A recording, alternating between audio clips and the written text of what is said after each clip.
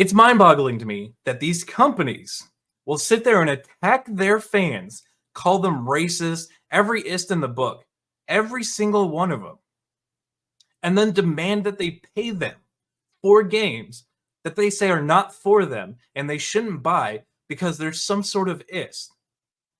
And then they sit there and like, we have no idea why our company's failing.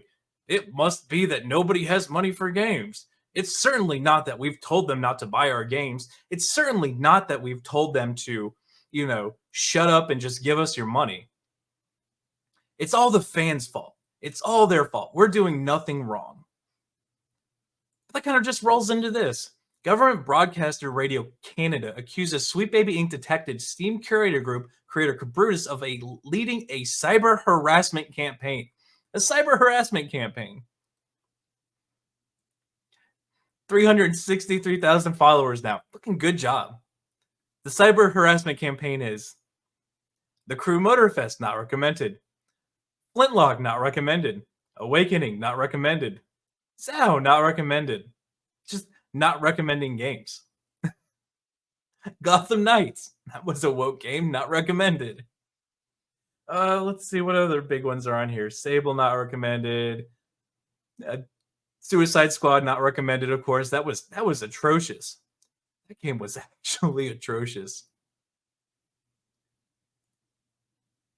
Oh, my screen. Okay, there we go. We're back. But that's what they consider a harassment game, saying, hey, these woke weirdos are working on these games. They tell us how much they hate us. They tell us how much they want us gone. They tell us not to spend our money with them. So you know what? We're going to document what games they say not to do that on. And now they're calling it a harassment campaign. So according to the Canadian government-run broadcaster Radio Canada, the individual who kicked off the current round of video games industry discourse with his creation of Sweet Baby Inc. detected Steam Curator Group, Kabrutus, can be best described not as an unhappy customer concerned with the ongoing DEI, but as a leader of a cyber harassment campaign. Just pointing out that these companies worked on these games is now considered a harassment campaign.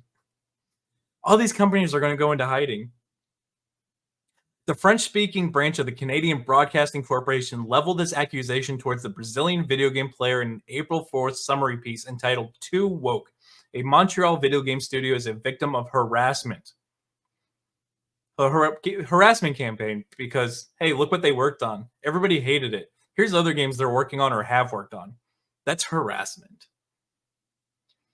Itself written with the intention of giving the outlet's readers a heavily slanted recap of the current Sweet Baby Inc. discourse. Oh, these are terrible games. Like Spider-Man 1 versus Spider-Man 2. What they did to Mary Jane should be considered a war crime, and they should be they should go rafter swinging after being convicted. That's exactly how that is. Turning their attentions to the Steam Curator Group itself, Radio Canada next detailed their readers, 350,000. That's the number of subscribers to a list on the Steam platform named Sweet Baby Inc. Detected. Good job. Which list of video games with studios and its members have worked on. Our inbox went from a few messages a day to a few hundred. We have gotten thousands of emails from people who want us to disappear. Good. Take the advice. Go away. Take it away. Take it. Just run. Just go away. Nope. That should point out how bad you are. People find out who you are and they're like, okay, this company sucks. Go away. We really do consulting work, he continued. We get hired by clients who have already made their game more inclusive and who want it to be more credible. But they don't do just consultation work. They really don't. Here we can look at the number of writers they had on each of the game. Batman Arkham Asylum. I think everybody loved that one. I liked that one. I liked Arkham City. I never played Origins. Arkham Knight wasn't bad. But here we go. Gotham Knights, 14 writers too, which were Sweet Baby Inc. staff, which we know, by their own words, terrify people into getting their way. And then Suicide Squad, Kill the Justice League, 26 writers, half of which were Sweet Baby Inc. staff. And they're saying, well, we only consult. We don't actually write. All these decisions are made long before we get there. Which, to be fair, they might be made long before, but as soon as they get there, they blackmail their way into changing the games. In 2014, a cyber harassment came. In 2014, a cyber harassment came. Fuck, why can't I talk today? Campaign called into question the objectivity of video game reviews and, more widely, the place of women in video games industry. We call into question journalistic integrity, and they immediately jump to, they hate women. The starting point, a history of sexual relations between a game designer and a journalist, as reported by her ex-spouse. Gamergate was, hey, you guys probably shouldn't screw the game devs to get, inside stories. You just hate women. Providing yet another quote ostensibly sought with a specific intention of bolstering their fear-mongering, Radio Canada then cited University of Quebec and Montreal video games research Maud Bonifant, who recall of Gamergate, it was very violent. As soon as someone spoke out, it created waves everywhere. The only people who died in that were the ones that were falsely accused of inappropriate activity with women. To which all of the women later said, yeah, we made it all up. The only people who died in that were men. Men who were falsely accused by women. Who had their lives ruined.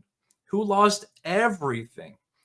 Because these women were so ashamed of what they did. They decided to lie about it. To get other people killed.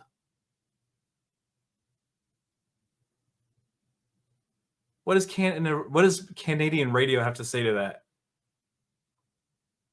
What do they have to say to that?